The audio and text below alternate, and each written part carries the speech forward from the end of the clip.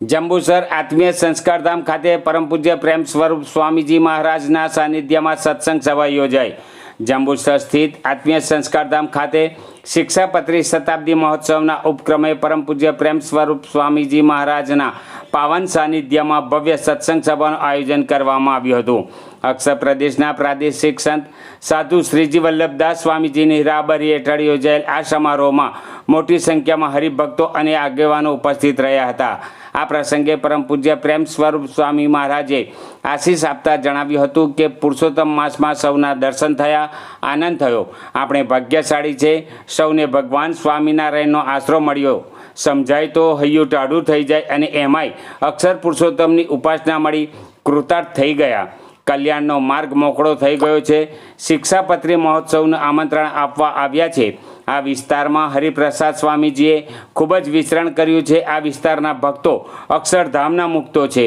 છેલ્લો જન્મ થાય એટલું આપણે કરી લેવું છે।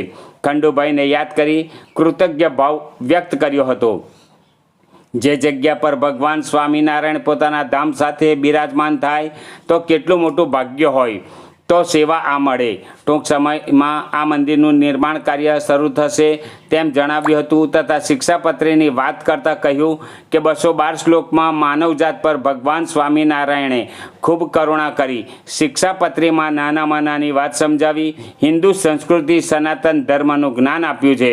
આ સહિત સભામાં ભગવાન શ્રી સ્વામિનારાયણની સંત પરંપરા, શિક્ષાપત્રીના આદર્શો તેમજ આધ્યાત્મિક જીવનના મૂલ્યો અંગે પ્રેરણાદાયી માર્ગદર્શન આપવામાં આવ્યું હતું। કાર્યક્રમ દરમિયાન સત્સંગ, ભજન, કીર્તન અને આધ્યાત્મિક પ્રવચનો દ્વારા ઉપસ્થિત ભક્તજનોને ધર્મ, ભક્તિ અને સંસ્કારોનું મહત્વ સમજાવવામાં આવ્યું હતું।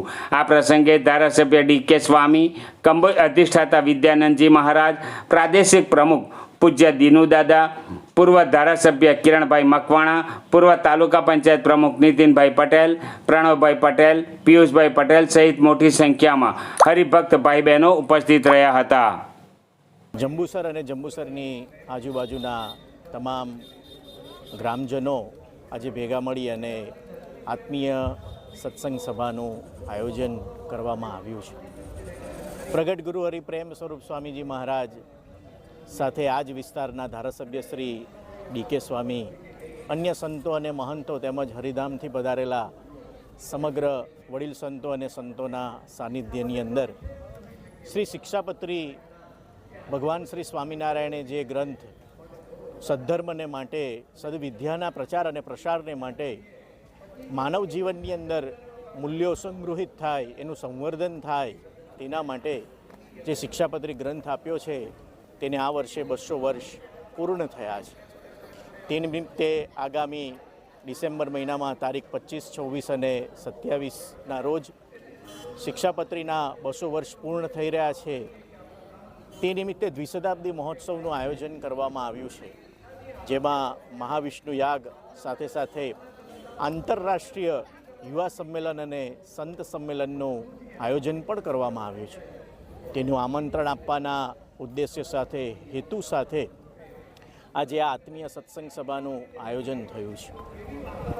ગુરુહરિ હરિપ્રસાદ સ્વામીજી મહારાજ તેમજ તેમના આધ્યાત્મિક અનુગામી એવા પ્રગટ ગુરુહરિ પ્રેમ સ્વરૂપ સ્વામીજી, તેમના જીવનનો ઉદ્દેશ્ય એક જ છે કે માનવ જીવનમાં વ્યક્તિ અને સમાજ અને પરિવારની અંદર શિક્ષાપત્રીની અંદર ભગવાન શ્રી સ્વામિનારાયણે જે સૂત્રોના માધ્યમથી, જે નિયમોના માધ્યમથી માનવના જીવનને વિશેષ કરીને દેવતુલ્ય કરવા માટે, પ્રભુના ઉત્તમ ભક્ત બનવા માટે જે સૂત્રો, જે નિયમો આપ્યા છે તેનું પાલન થાય, તેનું સંવર્ધન થાય, તે પ્રમાણે સત્સંગ સમાજ તેમજ સમગ્ર સમાજ જીવન જીવતો થાય, તેના મૂલ્યો પરિવારની અંદર તેનું જતન થાય, તેવા એક ઉદ્દેશ્ય સાથે તેઓ સત્સંગ સમાજની અંદર વિચરણ કરી રહ્યા છે।